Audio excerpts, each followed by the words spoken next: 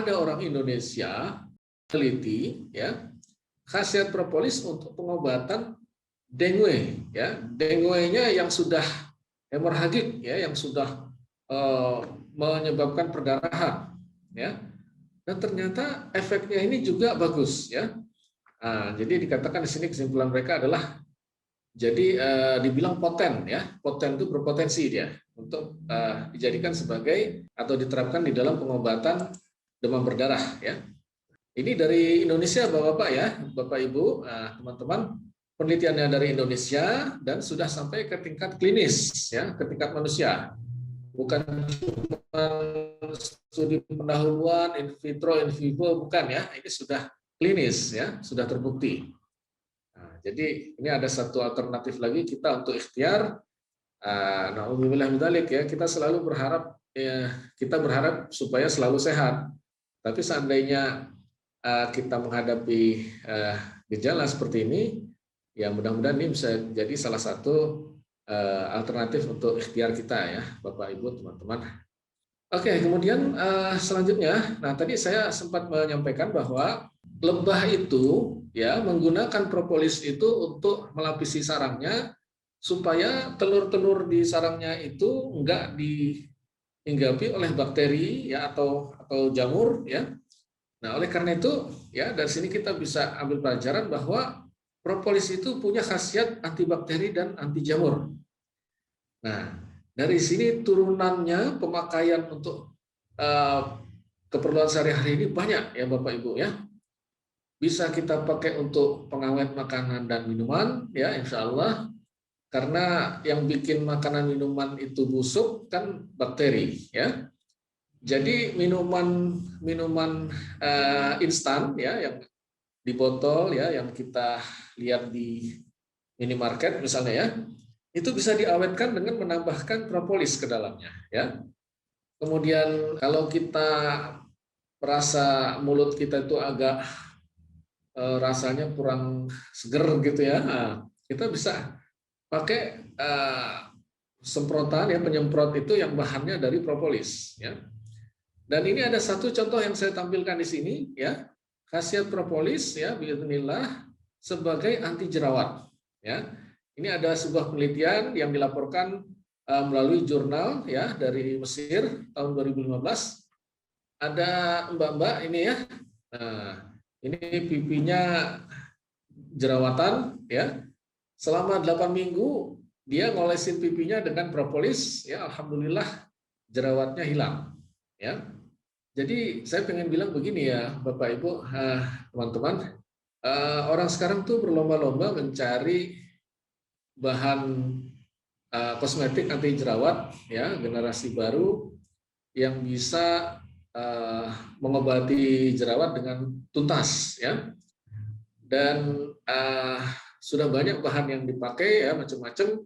Nah, tapi barangkali ya kalau Bapak Ibu teman-teman tertarik ini bisa menggunakan bahan propolis ya. Kemudian propolis ini juga bisa ditambahkan ke pembersih tangan ya, hand sanitizer ya, ke sabun atau krim cukur kalau untuk laki-laki ya. Ke tisunya bayi juga ya. Kalau bayi habis buang air besar ya, kita bersihkan dengan tisu basah. Nah, itu tisu basahnya bisa ya ditambahkan dengan ditambahi propolis ya, dibikin sediaan tertentu ya, yang membuat itu bisa mematikan bakteri ya.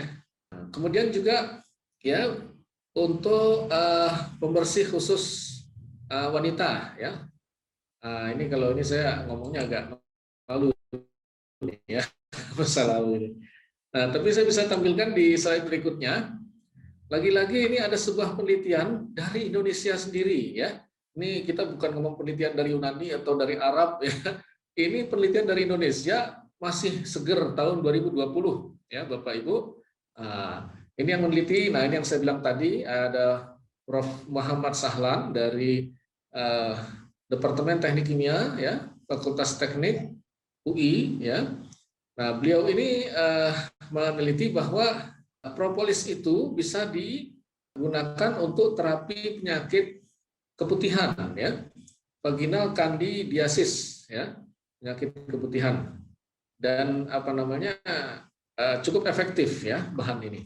Nah, jadi demikian ya Bapak Ibu. Nah, jadi kalau tadi ya penggunaannya ada yang untuk bagian dalam atau internis ya, untuk mengatasi hipertensi, ya, asam urat dan sebagainya, atau diabetes ya. Nah, ini juga untuk luar ya, untuk daerah luar tubuh ya, kulit ya. Ini. Nah, tadi ya sudah di awal sudah diperlihatkan Bapak Ibu ya bahwa propolis itu bukan madu ya. Propolis itu adalah getah pelapis atau pembungkus sarang lebah ya. Nah, ada orang yang pernah membandingkan aktivitas antibakteri propolis versus madu ya, dalam hal ini terhadap bakteri Staphylococcus aureus dan E. coli ya. Nah, setelah diukur ya aktivitasnya, nah ternyata propolis itu cuma butuh dosis yang sedikit saja untuk mematikan bakteri-bakteri ini ya. Ini adalah bakteri, kalau E. coli ini bakteri yang merusak atau mengganggu usus kita ya, sehingga kalau kita sakit perut akibat makan makanan yang tidak bersih, ini disebabkan oleh bakteri E. coli ini ya. Sedangkan ya madu itu membutuhkan dosis yang jauh lebih tinggi ya untuk bisa mematikan bakteri-bakteri tersebut ya. Bisa 100 kali lipat dosisnya ini baru bisa setara kemampuannya dengan propolis ya. Itu tadi yang saya bilang Bapak Ibu. Madu itu kandungan utamanya adalah karbohidrat. Dia adalah sumber energi ya. Bukan untuk pengobatan. Yang pengobatan itu adalah propolisnya ya, bukan madunya. Baik, ini sudah sampai ke bagian kedua. Nah, sekarang kita lihat bagian ketiga ya. Lebih khusus lagi pemakaian propolis ya, khasiat propolis ini sebagai obat luka serbaguna ya. Dia bisa membantu mengobati gusi berdarah. Jadi kalau ada sariawan-sariawan, Bapak Ibu bisa kumur-kumur saja dengan propolis ya. Bahkan termasuk luka luar yang parah sekalipun ya bismillah, setelah lukanya dibersihkan kita bisa olesi dengan propolis ya. Nah, ini ada contoh ya dari sebuah jurnal ilmiah ya terbitan tahun 2018, bagaimana orang yang mengalami sariawan ya di sini kemudian diberi lapisan yang mengandung propolis ya, 4 hari kemudian sariawannya sudah lenyap ya, bismillah ya, dengan izin Allah. Nah, ini kemudian ada ini ilustrasi bagaimana propolis ya yang masih mentah dulu digunakan di Eropa untuk pengobatan oleh dokter gigi ya. Nah, ini peristiwanya ini diabadikan oleh seorang pelukis ya yang namanya Gerard van Honthorst ya pada tahun 1622 ya, pada lukisannya. Jadi ini lukisan yang dia buat. Judul lukisannya ini adalah The Tandarts ya, yang artinya dokter gigi. Ceritanya pada sekitar tahun 1600-an itu Belanda itu sedang berperang ya melawan Spanyol. Dan dalam perang itu Belanda diembargo. Mereka nggak bisa mendatangkan bahan-bahan pokok untuk kebutuhan mereka termasuk obat. Sehingga untuk pengobatan ya berbagai penyakit mereka itu menggunakan bahan apa adanya yang mereka punya. Salah satunya adalah propolis. Nah, ini adalah ilustrasi bagaimana dokter gigi melakukan pengobatan gigi, sepertinya ini mau tambal gigi atau mau cabut gigi ya. tanpa obat bius sama sekali zaman dulu ya. Jadi cuma dioles bagian lukanya itu dengan propolis ya, seperti ini ilustrasinya. Ya, Bapak Ibu. Jadi pemakaian propolis ini kalaupun di Indonesia ini baru beberapa dekade terakhir ya populernya, ini sebetulnya cukup lama ya, dari mulai bangsa Yunani dulu ya, kemudian ini sampai bangsa Belanda ya. Dan nah ini yang menarik sekali ya Bapak Ibu ya.